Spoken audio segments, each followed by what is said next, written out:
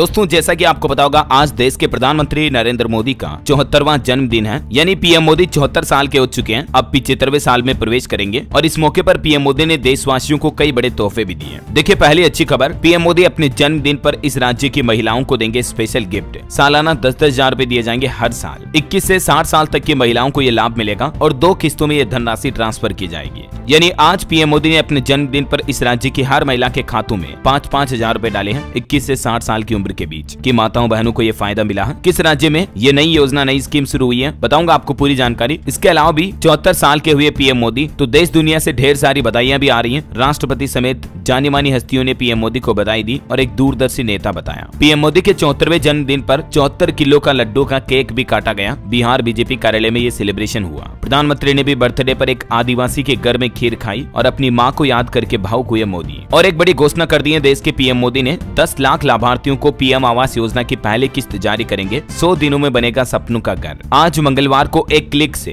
10 लाख लोगों को प्रधानमंत्री आवास योजना की पहली किस्त जारी कर दी गई है। किन किन लोगों को इसका फायदा मिला इसके बारे में भी विस्तार से जानकारी आपको बताऊंगा आगे। फिलहाल देखते हैं दोस्तों आज पीएम मोदी के जन्मदिन पर उनकी कुछ बड़ी उपलब्धियों और बड़े फैसलों के बारे में जानकारी। सबसे पहला तो एक खुलासा देखिए आप, जब मोदी 6 साल के थे तब उन्होंने कांग्रेस में काम किया। जब उनकी उम्र 8 साल हुई तब वो आरएसएस से जुड़े। 4 बार गुजरात के मुख्यमंत्री रह चुके हैं और 3 बार हमारे भारत के प्रधानमंत्री बने। उनके द्वारा बतौर भारत के प्रधानमंत्री पद पर रहते हुए लिए गए कुछ बड़े फैसलों की जानकारी देखिए आप। नोटबंदी की, 500 और 1000 के नोट रातों रात बंद कर दिए और अभी तो 2000 के नोट भी बंद हो चुके हैं, आपको पता ही है। बालाकोट एयर स्ट्राइक पर बड़ा एक्शन, पाकिस्तान की सीमा में जाकर मारे 300 आतंकी। कोरोना काल के दौरान जो लॉकडाउन लगा उस दौरान देश भर में सब कुछ बंद कर दिया गया। पीएम ने अचानक पाकिस्तान पहुंचे, लाहौर का दौरा भी किया, नवाज से गले भी मिले। 2015 की घटना ये। जम्मू कश्मीर से आर्टिकल 370 को हटाया गया और जम्मू कश्मीर का विशेष राज्य का दर्जा भी खत्म किया। भारत में सीएए कानून लागू हुआ। ट्रिपल तलाक को पूरी तरह से खत्म किया गया। मुस्लिम माताओं बहनों को बड़ा तोहफा दिया और भी राम मंदिर, नई संसद भवन समेत कई बड़े फैसले लिए। चलिए सबसे पहले पीएम मोदी की टाइमलाइन पर नजर डालते हैं कुछ। देखिए सबसे पहले उनकी कुछ सियासी विरासत के डेटा। पीएम मोदी के कार्यकाल में बीजेपी दुनिया की सबसे बड़ी पार्टी बनी 18 करोड़ मेंबर्स के साथ। वर्ल्ड की ग्लोबल सबसे बड़ी पॉलिटिकल पार्टी है अभी भारतीय जनता पार्टी। वहीं दोस्तों लगातार 3 बार पीएम बनाने वाले पहले गैर कांग्रेसी प्रधानमंत्री भी बन चुके हैं पीएम मोदी। 21 प्रदेशों में यानी 21 राज्यों में उनकी सरकार रही। पहली बार 2014 में पूर्ण बहुमत वाली गैर कांग्रेसी सरकार बनाई प्रधानमंत्री ने अपने नेतृत्व में। पहली बार भारत के 21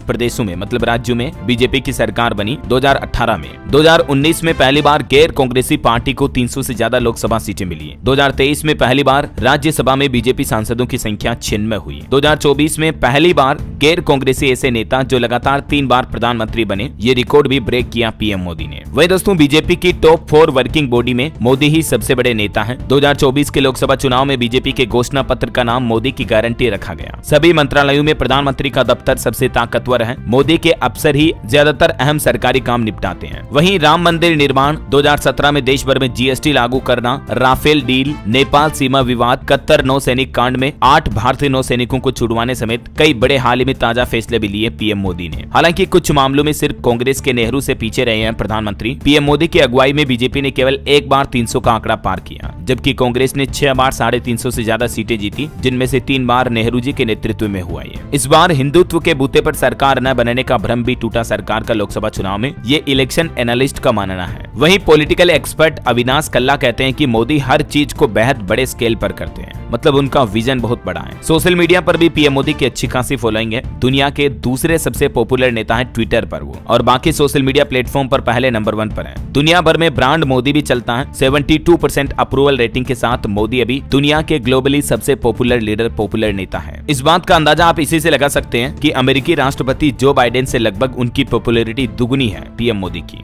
न सिर्फ ग्लोबली बल्कि हमारे देश में भी ब्रांड मोदी चलता है। एक अमेरिकी रिसर्च फर्म ने भी ये माना कि मोदी भारत में अपने आप में एक ब्रांड है। हालांकि पीएम मोदी कुछ महंगे कपड़े, स्टाइलिश लुक, मोदी जैकेट के नाम से भी मशहूर है। उनके व्यक्तित्व की विरासत का इतिहास देखिए जरा। इंदिरा गांधी के जैसे ही पार्टी का नेतृत्व कर रहे हैं मोदी अभी। मोदी की लोकप्रियता उनकी पार्टी यानी बीजेपी से भी ज्यादा है। ग्लोबल स्टेज पर भी पीएम मोदी एक कॉन्फिडेंट लीडर है, मतलब दुनिया भर के नेताओं से मिलते हैं और कॉन्फिडेंटली उनसे बात करते हैं, हाथ मिलाते हैं, आंख में आंख डालकर। कैबिनेट बैठकों में अलग बैठकर मैसेज देते हैं मोदी। कुछ बड़े फैसलों की विरासत देखिए उनकी। नोटबंदी का एक बहुत ही बड़ा फैसला रहा पीएम मोदी के इतिहास का। 500 और 1000 के नोट रातों रात बंद कर दिए थे। बाकी जो पाकिस्तान की बालाकोट एयर स्ट्राइक की घटना आपको पता ही होगी। कोरोना महामारी लॉकडाउन के दौरान देश में सब कुछ बंद किया। 2015 25 दिसंबर को पीएम मोदी ने अचानक लाहौर का दौरा भी किया और नवाज से गले मिले। बांग्लादेश से भी पीएम ने एक बड़ा समझौता किया, 51 गाँव के बदले भारत के 111 गाँव दिए। जम्मू कश्मीर से आर्टिकल 370 हटाकर विशेष राज्य का दर्जा खत्म किया। CAA यानी कि समान नागरिकता कानून लागू करके पड़ोसी देश के गैर मुस्लिमों को भारत में नागरिकता दी। मुस्लिम लड़कियों महिलाओं के लिए ट्रिपल तलाक को खत्म किया और 3 तलाक को एक अपराध बनाया। EWS रिजर्वेशन पर भी बड़ा फैसला लिया। आर्थिक तौर पर कमजोर सामान्य वर्ग को 10% आरक्षण का बहुत ही बड़ा फैसला रहा मोदी कार्यकाल का। दोस्तों, जिस तरह से चाचा नेहरू हमारे देश में हर वर्ग के नेता रहे, ठीक इसी तरह से मोदी भी अब ये कोशिश कर रहे हैं। मोदी मतलब स्ट्रॉन्ग नेशनलिज्म और अग्रेसिव स्टैंड। ये इलेक्शन एनालिस्ट अमिताभ तिवारी का कहना है। मोदी की लेगेसी को ये 4 बातें एक्सप्लेन करती हैं: stable leadership, clear decision making, better schemes और स्ट्रॉन्ग जियोपॉलिटिक्स। मोदी अपने फैसलों से हर वर्ग के दिल में जगह नहीं बना पाए, ये कहना है रशीद किदवई का। बाकी कुछ निर्माण भी देखिए पीएम मोदी के कार्यकाल के। नए संसद भवन का निर्माण किया, राम मंदिर का उद्घाटन किया पीएम ने अपने हाथों से, स्टेच्यू ऑफ यूनिटी का निर्माण किया, शहीदों की याद में नेशनल वॉर मेमोरियल बनाया। गुजरात अहमदाबाद में दुनिया का सबसे बड़ा cricket stadium Narendra Modi stadium बना। मूर्तियों मंदिरों के जरिए भी विरासत छोड़ने की कोशिश की पीएम ने और आने वाली पीढ़ियों को कई विकसित भारत के संदेश देने की कोशिश भी की है। विकसित भारत और न्यू इंडिया की नींव रख रहे हैं PM Modi. Amitabh Tiwari election analyst का यह मानना है। अपने भाषण के जरिए अपनी मजबूत और लोकप्रिय इमेज बनाई। लोकसभा चुनाव 2014 से लेकर अब तक पीएम मोदी ने ये कुछ बड़े फैसले लिए हैं। मन की बात कार्यक्रम, परीक्षा पर चर्चा। देश भर के कई एक्सपर्ट ये मानते हैं कि मोदी वो हैं जो सब कुछ कर सके हैं। तो ये तो कुछ पीएम की हिस्टोरिकल टाइमलाइन रही पॉलिटिकल करियर की, मैंने आपको बता दी एक साथ। आइए अब देखते हैं दोस्तों की पीएम मोदी के जन्मदिन पर सरकार ने क्या कुछ बड़े फैसले लिए हैं। एक तो दोस्तों देश भर में कई राज्यों में आज से ही स्वच्छता ही सेवा अभियान की शुरुआत होने जा रही है। राजस्थान, उत्तर प्रदेश, उत्तराखंड समेत, जो कि 2 अक्टूबर तक चलेगा। पीएम मोदी का जन्मदिन मनाने के लिए काशी पहुंचे मुख्यमंत्री योगी आदित्यनाथ। कानून व्यवस्था पर समीक्षा बैठक भी की। बाढ़ प्रभावित इलाकों में भी पहुंचे।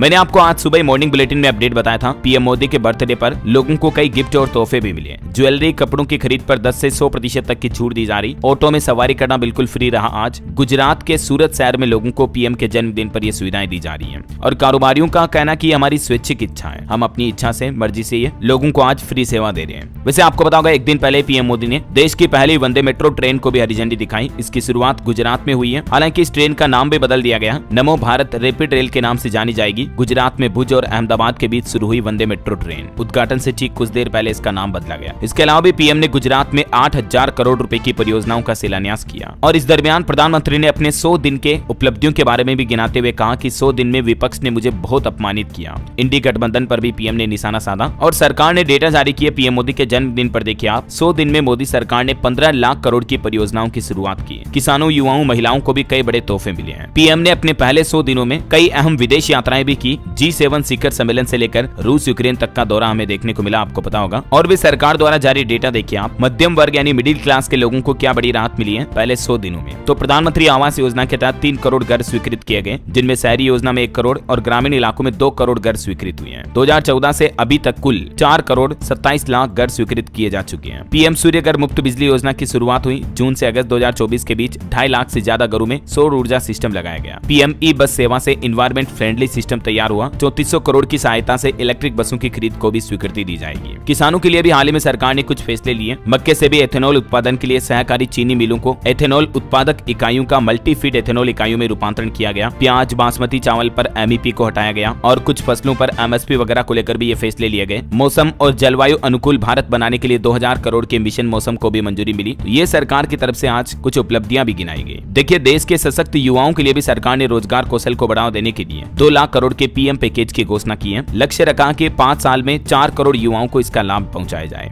1 करोड़ युवाओं को टॉप कंपनियों में इंटर्नशिप के अवसर दिए जाएंगे। अलाउंस और एकमुश्त सहायता राशि भी मिलेगी। केंद्र सरकार ने 15,000 से ज्यादा नई नियुक्तियों की घोषणा भी की। 20 लाख युवाओं को कौशल युक्त बनाने का लक्ष्य रखा है। 1000 औद्योगिक प्रशिक्षण संस्थानों का सुधार भी किया जाएगा। और पहली बार ईपीएफओ योजना के तहत आने वाले कर्मचारियों को 3 किस्तों में 15,000 तक प्रोत्साहन राशि भी देने का सिस्टम शुरू किया था हाल ही में, आपको पता होगा सरकार ने बजट में, है ना। इसी तरह से माताओं बहनों के लिए, महिलाओं के लिए भी आप देख सकते हैं सशक्त नारी शक्ति से जुड़े कुछ बड़े फैसले। पीएम मोदी ने 11 लाख नई लखपति दीदियों को प्रमाण पत्र दिए। 1 करोड़ से ज्यादा लखपति दीदियां प्रति वर्ष 1 लाख रुपए से ज्यादा की कमाई कर रही हैं। और भी महिलाओं से जुड़े ये फैसले हैं। सुलभ स्वास्थ्य सेवा हमारे देश देश में हाल ही में आपको पता होगा 2-4 दिन पहले सरकार ने 70 साल से ज्यादा आयु के वृद्ध नागरिकों को 5 लाख रुपए तक का मुफ्त बीमा देने की घोषणा की है। यानी कि आयुष्मान भारत योजना में अब 70 साल से ऊपर के बुजुर्ग दादा दादियों का भी इलाज फ्री हो पाएगा। इससे हमारे देश में 4.5 करोड़ परिवारों और 6 करोड़ वृद्ध नागरिकों को लाभ मिलेगा। वहीं हमारे देश के मेडिकल कॉलेजों में 75,000 नई मेडिकल सीटें बढ़ाई गई, जिससे कि हेल्थ केयर सिस्टम को बेहतर बनाया जा सके। और इसी तरह से विदेश नीति से जुड़े कुछ फैसले भी आप देख सकते हैं। दुनिया में युद्ध के हालातों के बीच पीएम ने रूस यूक्रेन की महत्वपूर्ण यात्राएं की। विदेशों में पीएम को कई तरह के सम्मान भी दिए गए। आपदा प्रबंधन से जुड़े भी कुछ फैसले लिए गए, जिनकी डिटेल आप देख सकते हैं। पहले 100 दिनों में ही लगभग 15 लाख करोड़ रुपए की ये परियोजनाएं शुरू की गई। इंफ्रास्ट्रक्चर विकास समेत बंदरगाह, रोड, रेल डेवलपमेंट समेत ये फैसले रहे, है ना। आज देश के गृह मंत्री अमित शाह ने भी मोदी सरकार के 100 दिन का ये रिपोर्ट कार्ड जारी किया और गृह मंत्री अमित शाह ने यह भी कहा कि इसी कार्यकाल में एक देश एक चुनाव यानी one nation one election system लागू करेंगे। मणिपुर में शांति व्यवस्थाओं के लिए मेतई और कुकी समाज के लोगों से बातचीत जारी है। पीएम ने अपने रिपोर्ट कार्ड का टाइटल रखा संकल्प वही, उद्देश्य वही और विकास की 3 गुना ज्यादा रफ्तार। तो ये तो हो गई पीएम के कार्यकाल की उपलब्धियां।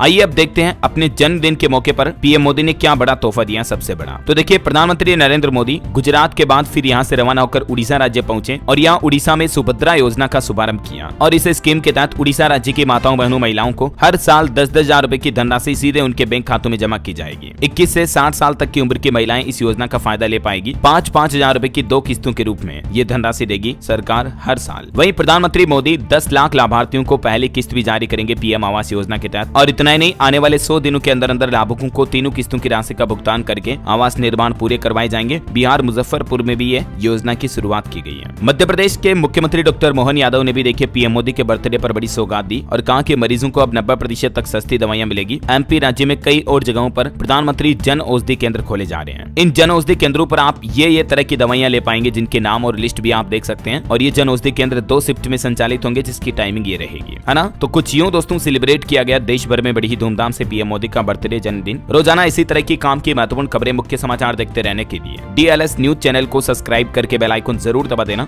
आप भी नीचे कमेंट में पीएम मोदी को हैप्पी बर्थडे विश कर सकते हैं। मेरी तरफ से भी पर्सनली ढेर सारी हार्दिक शुभकामनाएं। पीएम मोदी एक स्वस्थ और लंबा जीवन जिए, यही हमारी प्रार्थना है। बाकी इस वीडियो को लाइक और शेयर जरूर करना और आपके अपने DLS भाई से जुड़ जाइए DLS न्यूज चैनल को सब्सक्राइब करके। ख्याल रखना अपने आप का, परिवार का। मिलेंगे अगले नेक्स्ट अपडेट में, तब तक के लिए जय हिंद, जय भारत, वंदे मातरम।